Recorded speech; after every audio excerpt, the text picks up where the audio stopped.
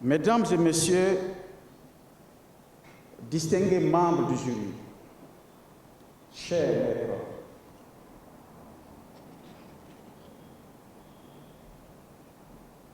Mesdames et Messieurs, c'est pour moi un honneur, à l'occasion de cette journée extraordinaire de célébration. Je tiens tout d'abord à exprimer ma profonde gratitude envers le vice-chancelier de la Tryon Biblical University et toutes les autorités de cette prestigieuse institution universitaire chrétienne située aux États-Unis, loin de ma terre natale de Guinée. Vous avez bien voulu reconnaître et distinguer à travers cette distinction honorifique,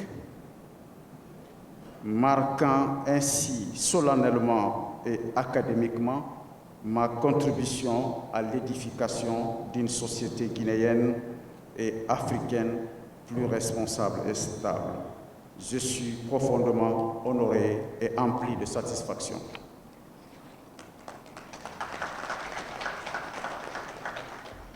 Je tiens à exprimer au même titre ma gratitude envers un homme, Son Excellence, Monsieur le Président de la Transition, chef de l'État, chef suprême des armées, le colonel Mamadi Doumbouya, pour la confiance exceptionnelle qu'il a placée en me confiant la responsabilité honorable de diriger le Conseil national de la transition.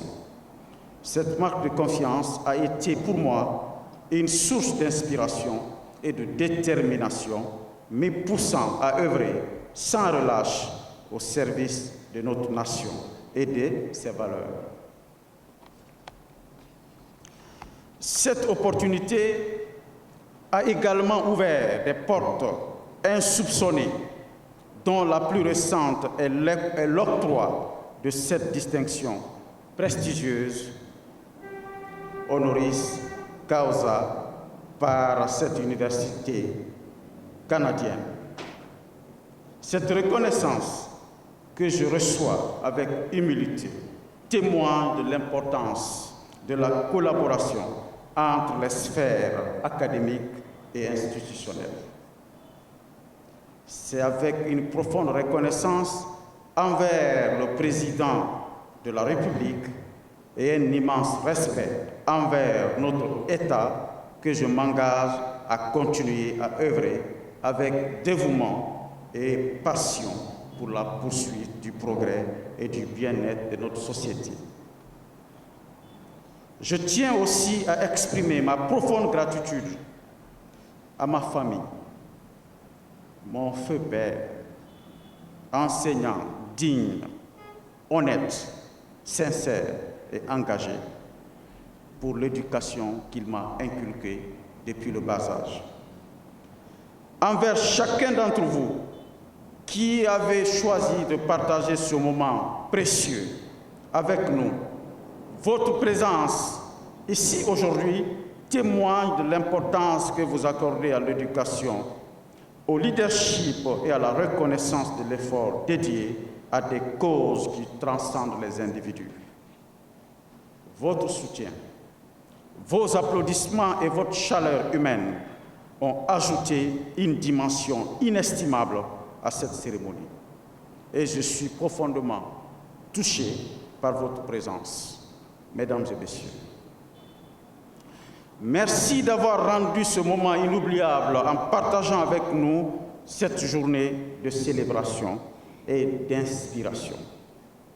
Distingués invités, Mesdames et Messieurs, ce doctorat honoris causa que vous me décernez honore non seulement l'universitaire, mais également le médecin et l'activiste qui ont jalonné un parcours social, professionnel.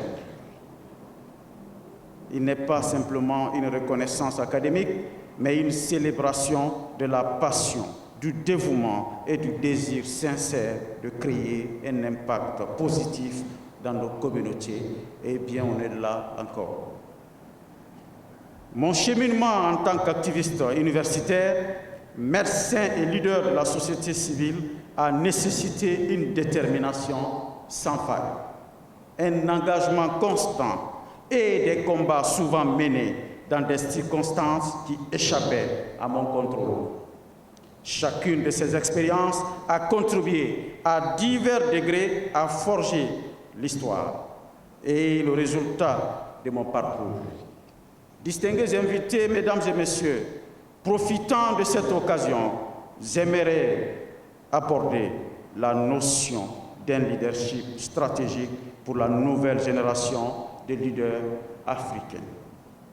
Et en d'autres termes, quel type de leader l'Afrique a-t-elle besoin aujourd'hui?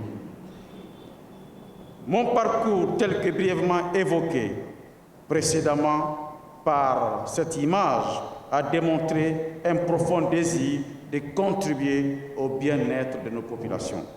Et en tant qu'activiste universitaire, médecin et acteur de la société civile, j'ai toujours été guidé par une vocation commune: servir autrui, en particulier les plus démunis et les plus vulnérables. Mon engagement en tant que médecin a été nourri par un sens du devoir quasi sacerdotal. Lorsque j'ai choisi cette voie, j'ai ressenti un appel non seulement à une vocation profonde, mais aussi à une mission divine. Ma carrière médicale a été la manifestation d'une vocation plus profonde. Cette vocation a été en gestation pendant mes années d'activité au sein de l'université Gamal Abdel Nasser de Conakry. Ces deux parcours ont préparé le terrain pour mon engagement ultérieur au sein de la société civile. Cette nouvelle vocation est née de ma volonté d'étendre mon service à la société dans son ensemble et à la nation tout particulièrement. La TBU a probablement compris et a souhaité mettre en avant, à travers ses travaux, un résumé du parcours de leader en 3 volets. 1. En tant qu'étudiant engagé dans la lutte sociale, j'ai appris à l'université les difficultés auxquelles les citoyens étaient confrontés lors de la difficile mise en place de la démocratie en Guinée. J'ai également constaté les conditions de vie précaires des étudiants dans les universités du pays. Ces expériences ont renforcé ma conviction quant au rôle crucial des organisations associatives pour atténuer les inégalités sociales, améliorer le bien-être des populations et éveiller les consciences en Afrique. 2. En tant que médecin et volontaire humanitaire, j'ai rejoint des organisations humanitaires après mes études universitaires, traitant notamment du VIH-Sida, de la nutrition et de l'hygiène communautaire. Cette expérience m'a enseigné que le leadership implique avant tout d'être au service des autres. J'ai vécu aux côtés des plus vulnérables et partagé leur quotidien, ce qui a façonné ma vision du rôle d'un dirigeant. 3. En tant que médecin guinéen et panafricaniste, j'ai été témoin des difficultés inacceptables auxquelles étaient confrontées les populations de notre pays. Ces expériences ont renforcé ma conviction que le rôle du médecin ne se limite pas à prodiguer des soins médicaux, mais implique également de contribuer à l'émergence d'une société éduquée, émancipée. J'ai ainsi été inspiré et m'engager dans la société civile aux côtés de personnalités éminentes telles que Honorable Adja Rabiatou Sera Diallo et Feu Ibrahima Fofana, arraché à notre affection afin de poursuivre le combat qu'il avait initié. Distingués invités, mesdames et messieurs, permettez-moi de vous inviter à observer au moins une minute de silence en hommage à nos illustres disparus. Merci. Distingués invités, mesdames et camarades, nous avons initié diverses initiatives sociopolitiques, nous positionnant comme les héritiers du leadership stratégique dans la quête d'un changement positif pour la société guinéenne. Notre regard s'est rapidement tourné au-delà des frontières de la Guinée, embrassant l'ensemble de l'Afrique. Depuis lors, nous avons œuvré pour l'établissement de l'état de droit en Guinée en informant, sensibilisant et formant les citoyens de village en village.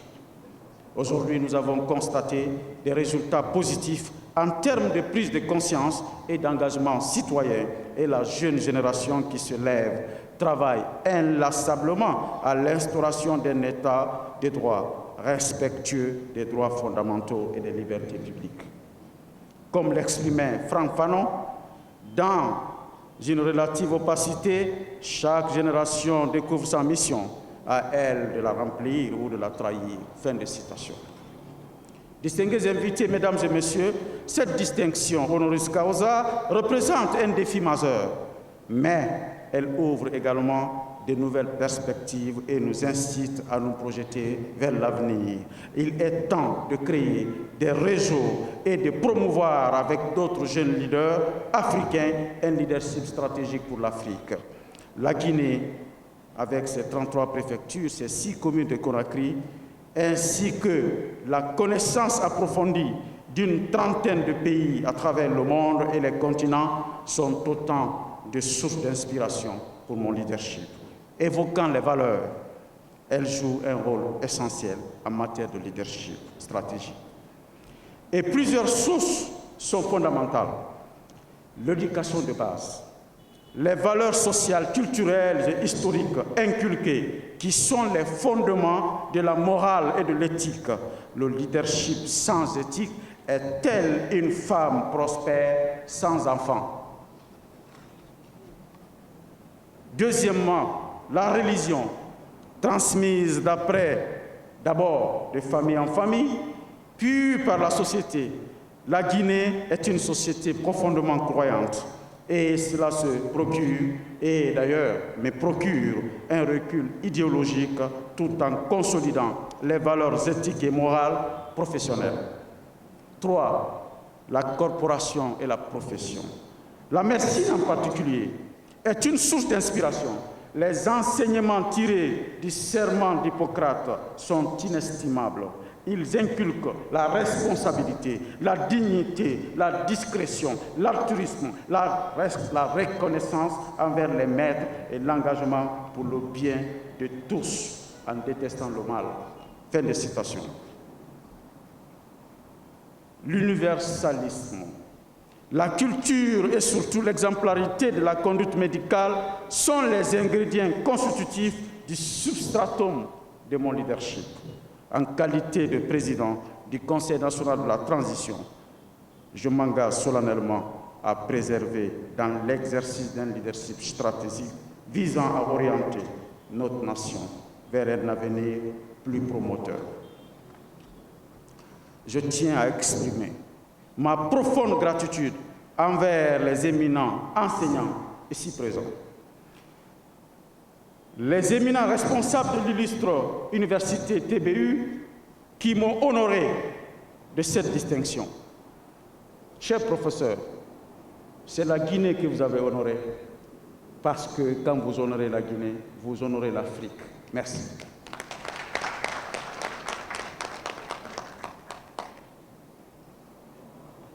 Cette reconnaissance renforce ma détermination à préserver dans mon engagement en faveur du leadership stratégique à travers l'acquisition d'expérience et la mise en œuvre d'actions concrètes.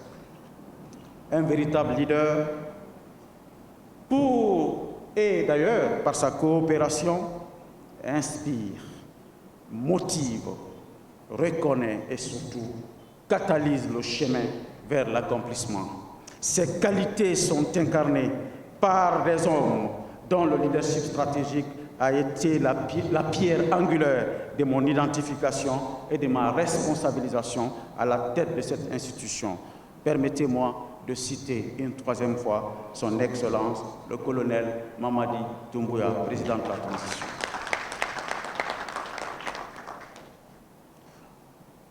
Puissions-nous bénéficier de la guidance divine. Pour lui, sa vision stratégique en faveur d'une Afrique unie et prospère ne nécessite plus de présentation. C'est pourquoi je consacre cette distinction en premier lieu à lui, puis au père de notre indépendance. En tant que symbole d'un panafricanisme pragmatique, cette distinction, je la dédie à l'Afrique unifiée, fière et résolue car elle demeure le berceau et l'avenir de l'humanité. Dieu, source de miséricorde, de rédemption et de réconfort, continue de me guider, de m'édifier et de me protéger contre les tentations et les forces maléfiques, car c'est à toi seul que je m'agenouille pour solliciter secours. Au peuple de Guinée, avec votre confiance et votre soutien, sous la direction du président de la transition, nous mettrons en œuvre les réformes tant espérées et adopterons des lois équitables en vue de consolider la paix sociale et d'assurer une gestion rationnelle des ressources au bénéfice des générations présentes et futures. Un leadership stratégique, donc, pour l'Afrique d'aujourd'hui et avant tout proche du peuple. Il sait identifier les besoins les plus pressants et a une vision claire et pragmatique pour l'avenir. Il n'est pas limité par les contraintes économiques ou les réalités immédiates. Ce leadership favorise le travail d'équipe et les réseaux pour maximiser son impact sur toute l'Afrique et bien au-delà. En concluant, je tiens à exprimer ma reconnaissance pour cette distinction qui renforce mon engagement envers un leadership plus responsable et éclairé pour le bien-être de nos peuples et de notre continent. Mesdames et messieurs, en ces jours mémorables, nous nous rassemblons pour honorer et célébrer l'excellence du travail. Nous nous engageons à continuer à cultiver et à inspirer le leadership stratégique dans toutes les facettes de notre vie. Puissions-nous, en tant que société, en tant qu'éducateurs et en tant que leaders, embrasser le défi d'élever notre potentiel collectif grâce au pouvoir du leadership exemplaire, éclairé et engagé du président de la transition. En tant qu'homme d'honneur, en tant que médecin, je m'engage également à continuer de partager mes connaissances avec mes collègues, mes collaborateurs, la jeune génération et les élèves de mes vénérés enseignants. Monsieur le Premier ministre, chef du gouvernement, chers amis, distingués invités, mesdames et messieurs, que le Très-Haut nous gratifie de sa bénédiction parmi les vertueux, tant ici-bas qu'à l'au-delà. Je vous remercie pour votre attention.